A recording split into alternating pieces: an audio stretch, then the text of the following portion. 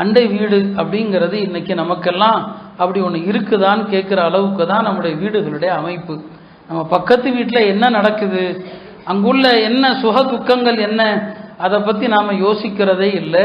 நபி ஸல்லல்லாஹு அலைஹி வஸல்லம் அவங்க சொல்லுவாங்க, ஒரு மனிதனுக்கு 4 விஷயங்கள் இருந்தால் இந்த துன்யாவில் வேறு எதுவும் கிடைக்க தேவையில்லை, அவன் பாக்கியசாலி. மின் சாதத்தி இப்னி ஆதம், ஆதமுடைய மகன் பாக்கியசாலிங்கிறதுக்கு 4 விஷயம் இருந்தால் போதும். நல்ல மனைவி, அமைப்பான வீடு, அழகான வாகனம். வாகனம் அழகானதுன்னா என்ன அர்த்தம்? வாங்கினதுலேருந்து செலவே வைக்காத வாகனமாக இருக்கணும். சில வாகனம் வாங்கினதுலேருந்து தொல்லையாத்தான் இருக்கும், அப்படி இல்லை, வாங்கினதுலேருந்து நல்லா ஓடிட்டு இருக்குது. 4வது நல்ல அண்டை வீட்டுக்காரர். இந்த 4 ஒரு மனிதனுக்கு வாய்த்து விட்டால் பெரிய பாக்கியம்னு சொன்னாங்க. அதுக்கு எதிரில் சொன்னாங்க, ஒரு மனிதன் துயரம் என்பதற்கு அவனுடைய துர்பாக்கியத்திற்கு 4 அடையாளம்.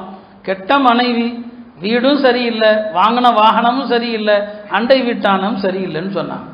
இன்னொரு ஹதீஸில் சொன்னாங்க, 3 விஷயம் ஒரு முஸ்லிமுக்கு பெரும் துயரம்னு சொன்னாங்க. 3 விஷயம் பெரும் துயரம்னு சொன்னாங்க. கெட்ட ஆட்சியாளர் இருப்பது, மனைவி கெட்டவராக இருப்பது. 3வது சொன்னாங்க, ஒருத்தனுக்கு பக்கத்து வீட்டுக்காரன் எப்படி அமைஞ்சிட்டான்னு சொன்னால், நல்லதை பார்த்தான்னா மறைச்சிருவான், யார்கிட்டையும் சொல்ல மாட்டான். பக்கத்து வீட்டுக்காரன் தப்பு பண்ணிட்டா ஊரே பரப்பி விட்டுருவான். நல்லதை பார்ப்பான், அதை சொல்லவே மாட்டான் யார்கிட்டையும். ஆனால் பக்கத்து வீட்டில் ஏதாவது தவறை கண்டு விட்டால் பரப்பிடுவான். இந்த மாதிரி ஒரு அண்டை வீட்டுக்காரன் அமைவது இருக்கிறது, அதை பெரும் துயரம் என்று நபி ஸல்லல்லாஹு அலைஹி வஸல்லம் சொன்னாங்க. ரசூல் ஸல்லல்லாஹு அலைஹி வஸல்லம் அவர்கள் சொன்னாங்க, நாளை மறுமையில் ஒரு மஹல்லா வாசிகள், இப்போ நம்முடைய கிழக்கு பள்ளி மஹல்லா இருக்குது, ஒரு மஹல்லா வாசிகளில் சிறந்த குடும்பம் எந்த குடும்பம் அப்படின்னா, அல்லாஹ்விடத்தில் சிறந்த மக்கள் யாருன்னா தன்னுடைய அண்டை வீட்டாரோடு அழகிய முறையில் நடப்பவர் தான் சிறந்தவர் அல்லாஹ்விடத்தில். இவங்க தான் நாளைக்கு அல்லாஹ்வுக்கு பக்கத்தில் இருப்பாங்கன்னாங்க, அண்டை வீட்டாரோடு அழகிய முறையில் நடப்பவர். ஒரு ஹதீஸில் சஹாபாக்கள் கேட்குறாங்க, யா ரசூலல்லாஹ் மா ஹக்குல் ஜாரி அலல் ஜார், நாங்கள் அண்டை வீட்டுக்காரர்களுக்கு என்ன செய்யணும்? ஏன்னா எப்போவுமே அண்டை வீட்டுக்காரரை பற்றி பேசிக்கிட்டே இருக்கிறீங்க. இந்த அளவுக்கு சொல்லுவாங்க, நீங்கள் முஸ்லீமாக இருந்தால் அண்டை வீட்டானுக்கு தொந்தரவு கொடுக்க மாட்டீர்கள். இஸ்லாத்துக்கு அடையாளம் அது, அண்டை வீட்டுக்காரனுக்கு தொந்தரவு இல்லாமல் இருப்பது. என்னதான் கடமை? இப்போ சொன்னாங்க, ஒரு 10-11 விஷயம் சொன்னாங்க. பக்கத்து வீட்டுக்காரருடைய உரிமைகள் என்ன?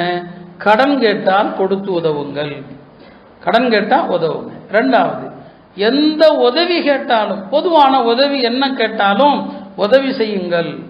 3வது என்ன? நோய்வாய்ப்பட்டா போய் பக்கத்து வீட்டுக்காரர் நோய்வாய்ப்பட்டா போய் நலம் விசாரிங்க. பக்கத்து வீட்டுக்காரர் நோய்வாய்ப்பட்டுட்டாருன்னா போய் நலம் விசாரிக்கணும், இது உங்களுக்கான கடமைன்னு சொன்னாங்க. 4வது, எந்த ஒரு தேவை என்று சொன்னாலும் அந்த தேவையை நிறைவேற்றுங்க. அவருடைய என்ன தேவையாக இருந்தாலும் சரி, ஒரு வேலை சொல்கிறாரு அதை செஞ்சு கொடுங்க. 5வது, வறுமையில் இருக்கிறாரா அவருக்கு உதவி செய்யுங்க, ஜக்காத்தா அவருக்கு கொடுங்க, சதகத்துல் ஃபித்ரா அவருக்கு கொடுங்க, பக்கத்து வீட்டுக்காரர் வறுமையில் இருந்தால் அவருக்கு கொடுங்க. 6வது சொன்னாங்க, பக்கத்து வீட்டுக்காரருக்கு நல்லது நடந்தால் போய் முதல்ல வாழ்த்து சொல்லுங்க, ஆனால் பக்கத்து வீட்டுக்காரர் நல்லா இருக்கிறது உண்மையிலுமே பிடிக்காது. ரொம்ப பேருக்கு அது என்னங்க எரிச்சலாக தான் தரும். அப்படியே மனசோடு போராடணும். அவருக்கு சந்தோஷமான ஒரு விஷயமா வாழ்த்து சொல்லுங்க. துன்பம் ஏற்பட்டால் முதல்ல போய் ஆறுதல் நீங்கள் தான் சொல்லணும். பக்கத்து வீட்டுக்காரருக்கு ஒரு துன்பமா ஆறுதல் சொல்லுங்க. 8வதா சொன்னாங்க, பக்கத்து வீட்டுக்காரர் இறந்து போனால் ஜனாசால கலந்து கொள்வது உங்களுடைய கடமை. ஊரில் யாருனாலும் இறக்கலாம், ஆனால் பக்கத்து வீட்டுக்காரர் இறந்தால் ஜனாசால போய் கலக்கணும்னு சொன்னாங்க. 9வது ரொம்ப முக்கியமாக சொன்னாங்க, பக்கத்து வீட்டுக்கு காற்று புகாதவாறு உன் வீட்டை நீ தடையாக கட்டாதுன்னு சொன்னாங்க. பக்கத்து வீட்டுக்கு காற்றே போகாதவாறு கட்டுறது, நம்ம இந்த மாதிரி லிஸ்ட்டில் எடுத்தோம்னா நிறையவே இருக்குது இல்லையா? அப்போ பக்கத்து வீட்டுக்கு தொந்தரவு தருகிற மாதிரி உங்களுடைய வீட்டினுடைய கட்டடத்தை கட்ட வேண்டாம் என்று சொல்கிறாங்க. 10வது சொல்கிறாங்க, வீட்டில் சமைச்சிங்கன்னா நீங்கள் சமைக்கிற அந்த சமையல் வாடையினால் பக்கத்து வீட்டுக்காரருக்கு தொந்தரவு கொடுக்காதீங்க. அதனால் என்ன சொல்கிறாங்க, சமைச்சா வாடை வரத்தான் செய்யும், என்ன சமைச்சாலும் அதிலிருந்து கொஞ்சத்தை அவங்களுக்கு கொடுங்க. ஹஜ்ரத் அபூதர் கேட்டாங்க, யா ரசூலல்லாஹ் எப்போவுமே அப்படி எப்படி நாங்கள் கொடுக்கறது? அப்போ சால்னால கொஞ்சம் தண்ணியை ஊற்றப்பா, தண்ணியை ஊற்று, பரவாயில்ல, பக்கத்து வீட்டுக்காரனும் கொடு, தண்ணியை அதிகப்படுத்து, பக்கத்து வீட்டுக்காரருக்கு கொடுன்னு சொன்னாங்க. அப்போ சமையல் வாடையை கொண்டு கூட துன்புறுத்தாதீங்க.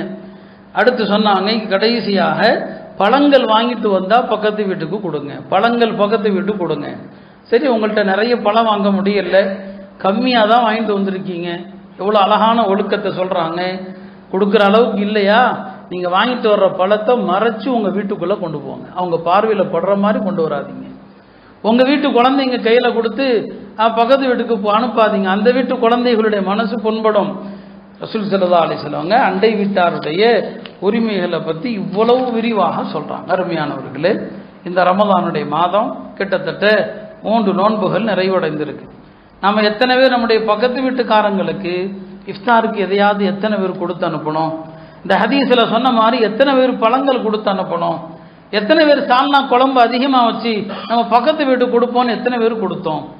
இந்த ஹதீஸை கேட்டிருக்கோமா இல்லையா? ஒரு ஹதீஸை கேட்டால் குறைஞ்சபட்சம் ஒரு தடவையாவது அமல் செய்யணும். இந்த ஹதீஸை இன்னைக்கு எல்லாம் அமல் செய்யுங்க. நபிஸல்லா பெரியவங்களுடைய சுன்னத்து அதுதான். ஒரு ஹதீஸை கேட்டால் உடனே அமல் செஞ்சிருவாங்க, ஒரு தடவையாவது அமல் செஞ்சிருவாங்க. இப்போ நம்முடைய அக்கம் பக்கத்தில் உள்ளவங்க என்ன நிலைமையில் இருக்கிறாங்க, அவங்களுடைய பொருளாதார நிலைமை என்ன, அவங்களுடைய ஆரோக்கியம் என்ன, அவங்களுடைய குடும்பத்து குழந்தைகளுடைய நிலை என்ன, இதையெல்லாம் நாம் என்றைக்காவது நாம் சிந்தித்தோமா? சஹாபா பெருமக்கள் நபி ஸல்லல்லாஹு அலைஹி வஸல்லம் இந்த அறிவுரைகள்னால வீட்டுக்கு வந்தால் பதறுவாங்க, என்ன சமைச்சாலும் பக்கத்து வீட்டுக்கு கொடுத்தீங்களான்னு கேட்பாங்க. அருமையானவர்களே, இந்த சூறாவில் இப்படி மொத்த சமூகங்களுடைய உரிமைகளை பற்றி தான் இந்த சூறா பேசுது.